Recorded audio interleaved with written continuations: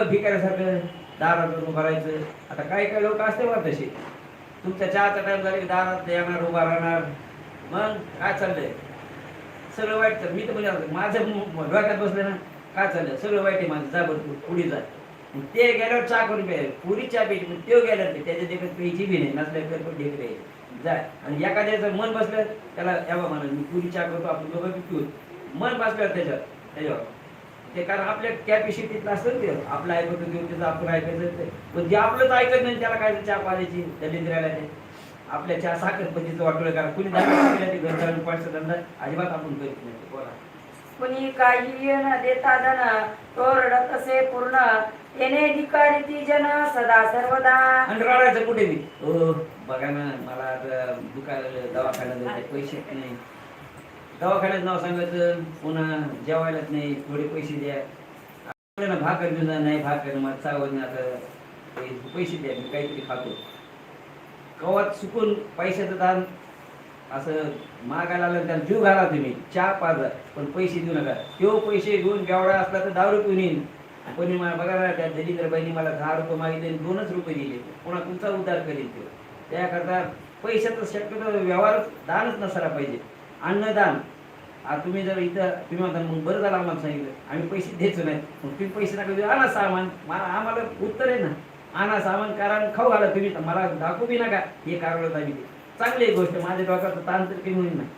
मग जिथं पैसे द्यायचे तिथं पैसे द्या, तिथं पैशाचा हिशोब बी घ्या. पैसे दिले मोकळे होऊ नका.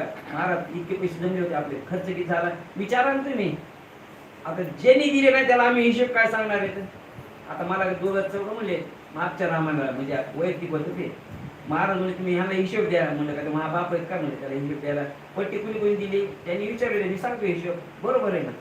आता तुम्ही मला रुपया दिला नाही तुमच्या म्हणजे भांडत आहे इतके इतका खर्च झाला, बरं केला पैसे नव्हते खर्च स्वाऱ्या केल्या उलट तुमच्या मला द्या ना. पैसे नाही महाराज पैसे भिकाऱ्यासारखा पैसे कसे काय खर्च केले, नसल्याला संशय कशाला आणून द्यायचा नाही. ज्यांनी दिले त्याला हिशोब मागू द्या, त्याला हिशोब देत होता. पण तुम्ही रुपया नाही द्यायचा हिशोब मागायचं ते माझ्या बापांना शिकलेलं नाही. तसलं कुणी यायचं ती लावून द्यायचं तसलं नाही. सर्व लोके तिरास काळीला नवे स्थळ शोधू लागला, तेव्हा एक मळा त्याने पाहिला फळांनी गजबजलेला. मग असं फिरत फिरत फिरत गेला एका माळ्यामध्ये, आणि माळ्यामध्ये फळं होते. आता सीझन असं पाळत फळं होते. त्यांनी बघितले फळं, काय केलं गजबजलेला. तेथील जो माळी होता याचा जुना मित्रच होता, रडुनी सांगे आपली व्यथा त्या मळ्याशी नित्य. मग तो माळी जे होता ते मित्र होता. मित्र असल्यामुळे आता त्याची दलित आवाज थोडी किंवा आपला वर्ग मित्र आहे, जुना मित्र आहे, जाऊ द्या बाबा. त्या मळ्यात घेऊ गेला, लागला रडायला, सांगायला काय करा भाकर देत नाही, भीक मागवतो, पैसे नाही, पैसे पुरून ठेवलेले, पैसे नाही काय नाही, तंग आहे मी.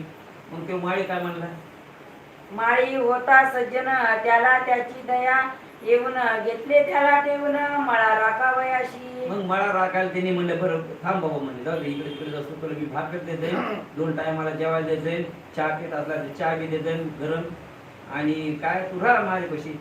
बरं म्हणा मला तेवढंच पाहिजे, काय करायचं, खायला 2 टाइम भेटले, चहा भेटले, 1 टाइम बाद झालं. मग तो तिथं राहू लागला. पण काय करतो पुढं, मळ्याचे संपूर्ण काम करू लागला स्वयं, तेने विश्वास परम माळ्याचा बैसला. विश्वास बसू जर माणूस प्रामाणिक राहते, विश्वास बसला की बस मग ते आपलं काम बदली देते. तसं यांनी विश्वास बसून चांगले काम केले.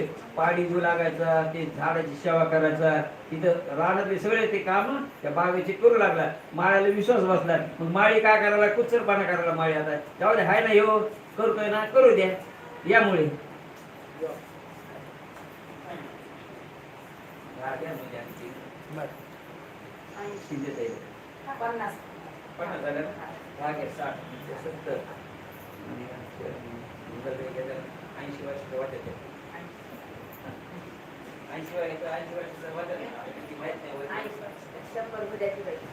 गोपाल कृष्ण भगवान की जय, पवन सूत हनुमान जी महाराज की जय, पुरुषोत्तम भगवान की जय. श्री गणेशाय नमः. मग त्या कृपावर तो जाऊ लागला मळा सोडून, चित्रशर्मा माळी गेला पाहुणी फळे तोडीसी असे. प्रभु रामचंद्र